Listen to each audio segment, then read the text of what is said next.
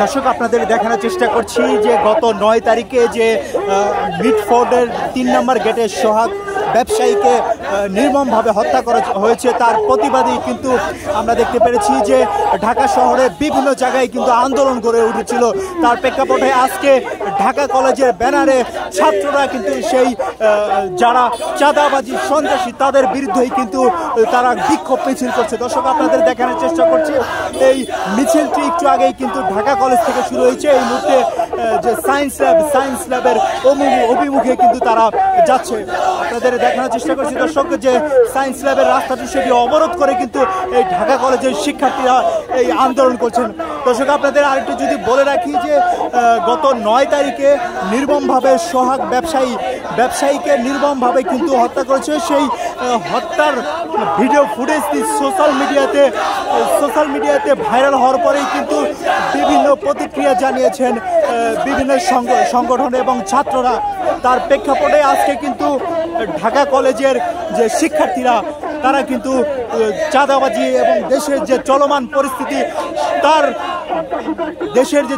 পরিস্থিতি তার বিপরীতেই কিন্তু তারা এই আজকের বিক্ষোভ মিছিলটি করছে। দর্শক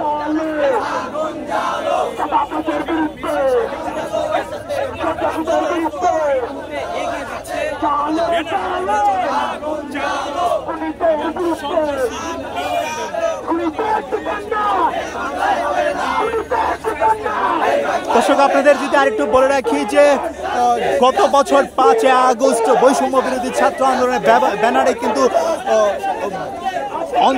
অন্তর্বর্তীকালীন অর্থাৎ আগে যে শেখ হাসিনা আওয়ামী লীগ ক্ষমতায় ছিল তাকে কিন্তু প্রতিহত করার পর অন্তর্বর্তীকালীন সরকার ক্ষমতায় নেয় যে বৈষম্যের বিরুদ্ধে যে অপকর্ম চাঁদাবাজির বিরুদ্ধে কিন্তু ছাত্র জনতা একসাথে একটি অভ্যুত্থান তৈরি করে। কিন্তু এক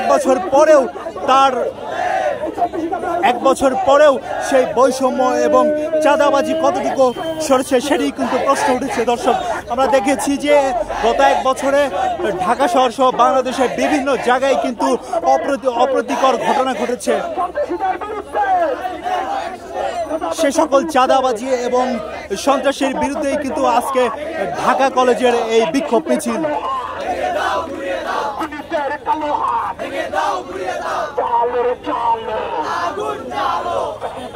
দর্শক আমরা যতটুকু জানতে পেরেছি এটি কিন্তু সায়েন্স ল্যাবে গিয়ে কিন্তু এই মিছিলটি যে সায়েন্স ল্যাবের যে রাস্তা আছে সেটি কিন্তু অবরোধ করা হবে।